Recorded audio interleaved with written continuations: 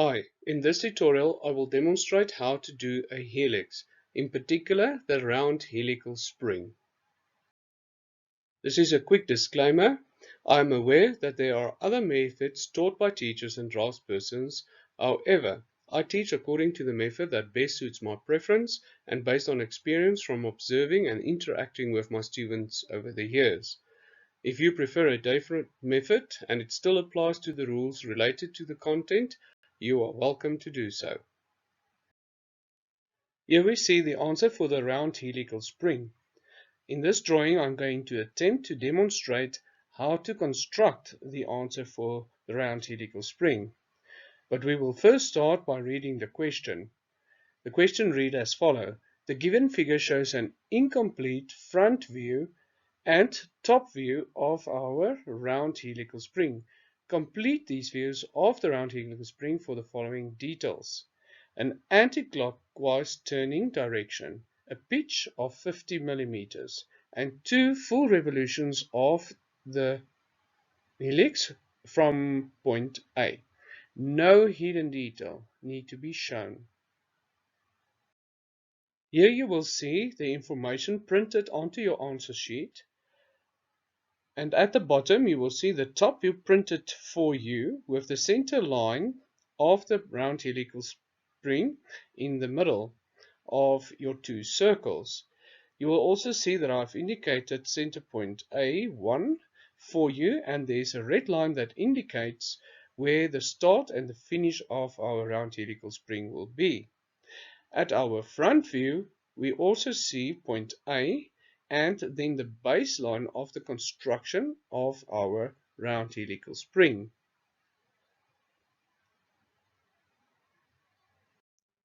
Our next step is to divide our top view into 12 equal segments using our 30 and 60 degree set square. Place your set square that it goes through the center of the top view and draw the segments all the way through the center point to the center line of our coil, as you can see here. And these are all light construction lines. The reason why we draw our segments only to the center line of our coil is because when we take the coil and cut it, the section of the cut will be a round circle. And with most round objects or circles, the center point is the reference that we use. Now that we have divided our top view into 12 equal segments, we must make sure that we have labeled each of the segments at the center line of our top view of the coil. We will be using these center points to project our vertical construction lines to our front view. This drawing is drawn in first angle orthographic drawing, therefore this is what the symbol for first angle orthographic drawing will look like more or less.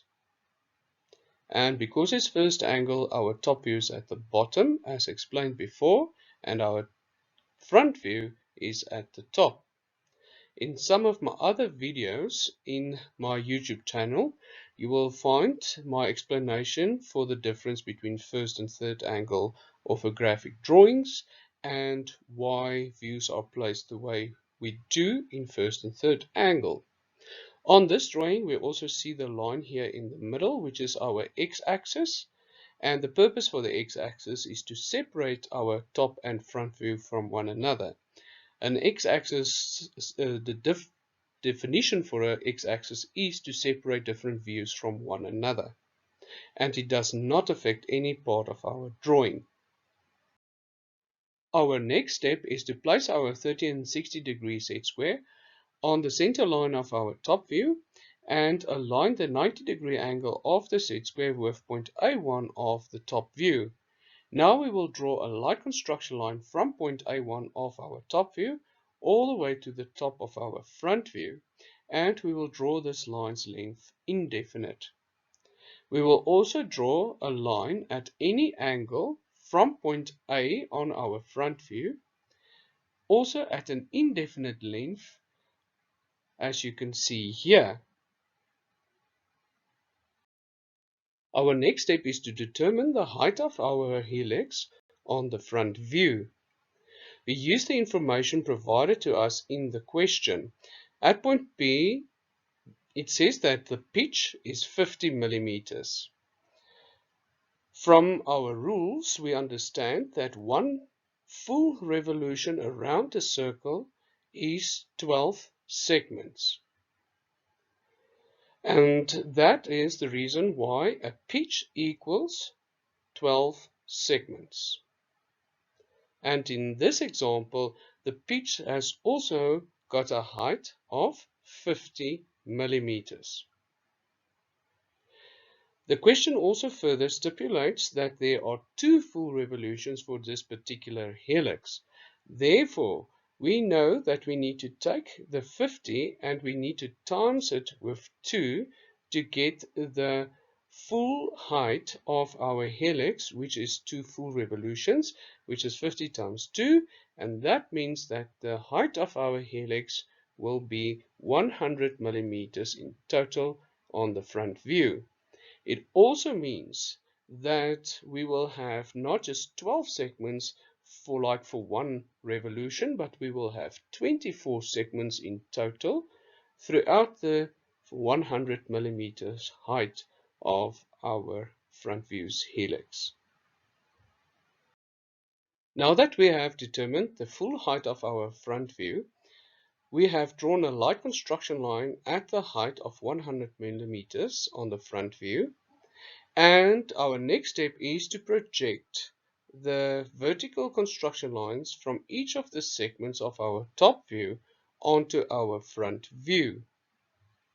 We also know that we only need to draw the light construction lines vertically from 0 or A1, 1, 2, 3, 4, 5, and 6 of our top view to our front view. And it's not necessary to do that now from number 7, 8, 9, 10, and 11 because it's symmetrical, this shape, and therefore the front part of our helix projection will be enough. So therefore I've taken my set square, placed it now at each one of these segments of my front view, and I have projected the lines vertically upwards towards the front view. Our next step is to take the diagonal line that we drew at an indefinite length from point A of our front view and divide it into 24 equal segments. These 24 segments will represent the 2 full revolutions of our round helical spring from the base to the top. We will start with segment 0 at point A and carry on numbering them number 1, 2, 3, 4, all the way to 24 at the top. Now that we have divided the diagonal line into 24 segments, we need to make use of our ruler and set square. We angle the ruler and the set square so that there is a direct line from the 24th segment to the tip of our front view's height, which is 100 millimeters. We need to duplicate this angle now for each one of the 24 segments. Using the set square and the ruler, we slide the set square from the very first line that gave us the angle along to the next segment, and we draw a light construction line. This will divide the front view into 24 segments on the horizontal axis as well. We first have to do this projection in order to get equal heights for each of the 24 segments on our front view. Continue projecting these parallel lines along these segments by holding down firmly on your ruler and sliding your set square along the edge of the ruler. This will make sure that all of the lines that you draw will remain parallel with the very first angle that we have determined. Continue with this process till you have completed all the segments of your front view. In total, there will be, as a reminder, 24 segments from point A all the way to the top. Now that we have done the 24 segments on our diagonal line, we will take our drawing board ruler, or a ruler that is perfectly horizontal with the axis of our drawing, and start drawing light projection lines from the intersection of those diagonal lines onto our front view as shown here. Obviously, we will have to start from the top, which is 24, and work our way down all the segments till we reach a segment layer 0, which is our baseline. And we will repeat this till we have the full grid for our segments. This is what our front view will look like once we've done all the horizontal construction lines for the 24 segments. Please remember that the top segment will be number 24 and the last one, or the base one, will be 0. Therefore, we work our way up and down these segments like this. We're going to use these segments now to determine how our helical's center axis will be placed across the height of 100 millimeters. Next, I will demonstrate how we transfer our projection of each segment from our top view onto our front view. On the top view, A1 equals O, or 0, as well as A will be representing 0 of the baseline on our front view. On the top view, we will move to number 1, which is the next segment as we move in a clockwise direction. And on our front view, the next segment will be number 1 as well. The vertical segment or construction of segment 1 from the top view will intersect with the horizontal construction of number 1 on the front view, and we will draw a small dot at the intersection. Next, we will look at number 2 of the front view and the top view, where they intersect with one another, the horizontal and vertical construction lines. We will have a nice little dot. Number 3 is our next segment, and on the top view, number 3 is on the center line. Therefore, number 3 must be also on the center line and on the next segment of our front view. Do not draw in the number 3 onto your grid of the front view. I'm just doing this for explanation. But you can write your numbers on the edge where you drew the diagonal lines to determine the different segments, all the way to number 24. The next one is number 4. From the top view, the vertical projection line meeting with the horizontal construction line. And then number 5 from the top view meeting with number 5 of the front view. And finally, number 6 on the far right edge of our helix, we will find that we have now moved half of a revolution from the base, and that has covered 25 millimeters. We will continue with number 7, 8, and number 9. And number 9 should be on the center line in our top view, and yes, we have number 9 on the front view and on the top view. Carrying on to number 10, number 11, and number 12. Number 12 now is one full revolution. That means we have now traveled 50 millimeters from our baseline to number 12, which has now completed one full revolution for our helix. Now I will demonstrate how we will make use of our French curve and draw a nice curve which will represent the center line of the helical spring from the base, which is number 0, to the top of our helix, which is number 24. We clear some of these numbers, and then you can clearly see the projection of the curve using a French curve onto our grid. And because this is a center line, we make use of long, short, light construction lines or medium tone lines, whichever you prefer. We do this, now we are 1.5 revolutions, and we do it all the way through to complete 2 full revolutions, in other words, 24 segments.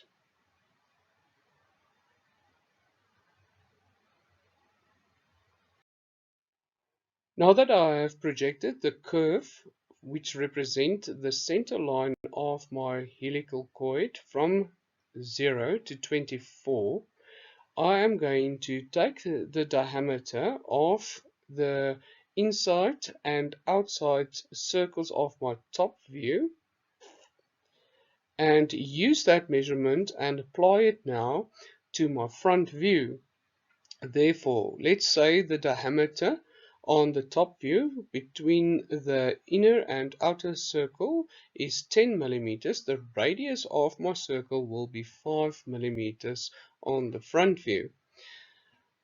I will place my compass now at point O or A at the front view and draw in a light construction circle at point O or A.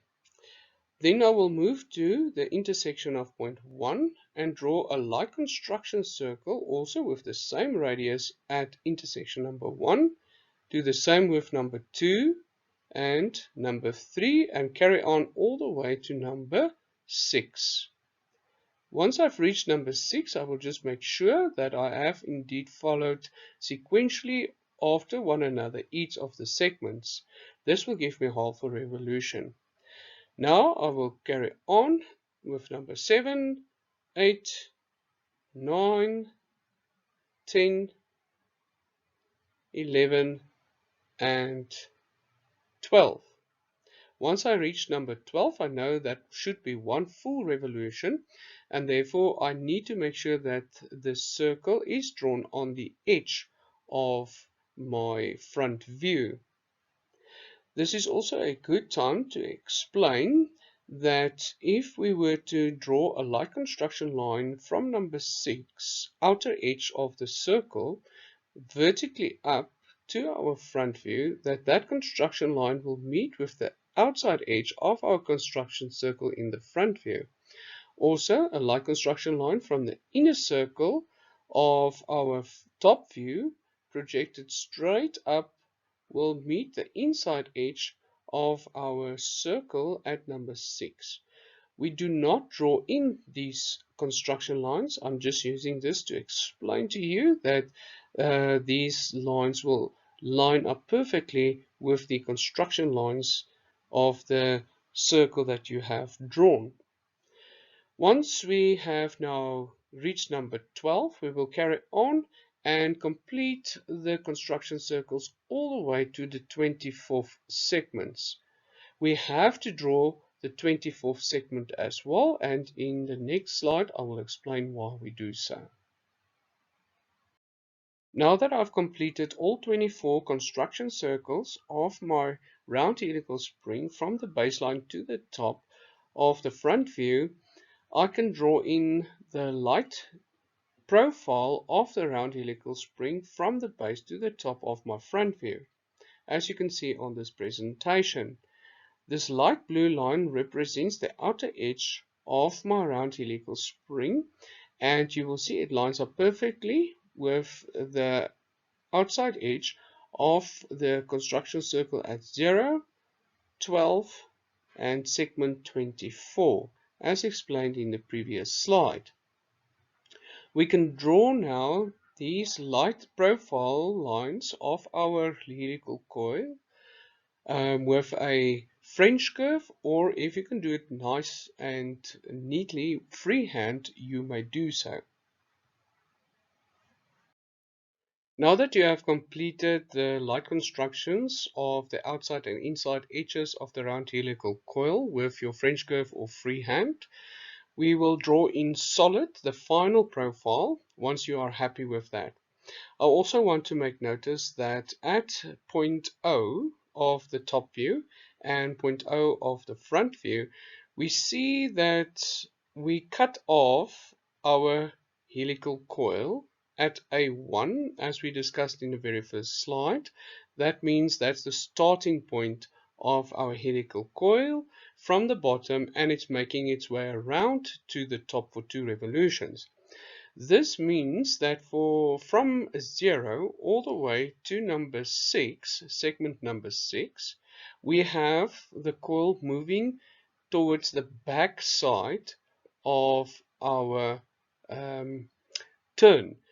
And we will find that then from number 6, the coil is coming towards us again, and it is then moving from number 6 to number 12 to the front of our top view, and that means that number 6 to number 12 is curving towards us on our front view.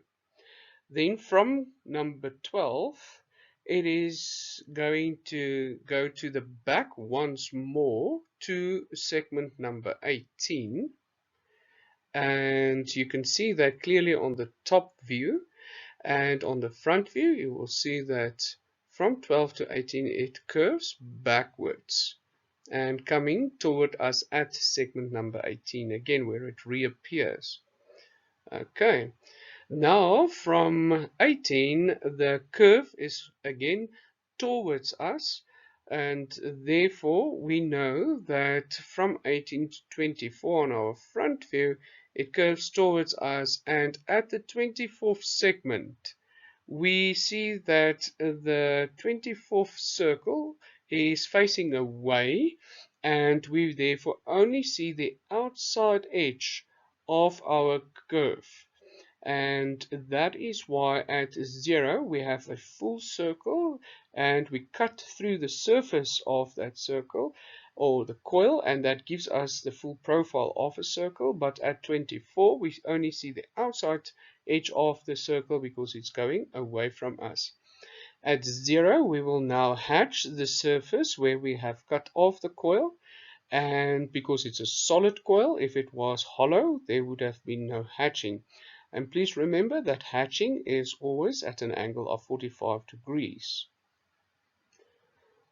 This now basically completes our helical coil.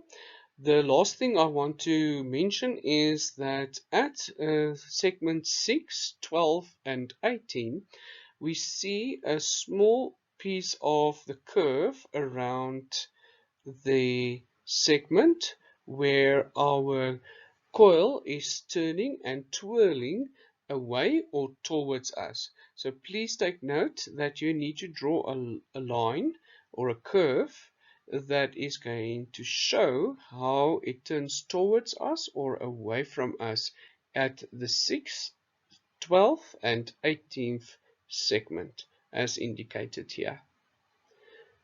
That concludes the round helical coil construction tutorial. I hope you have enjoyed this tutorial. Please watch all my other tutorials on my Fritz Rokitta YouTube channel, and hope to make many more tutorials for you. Thank you for watching.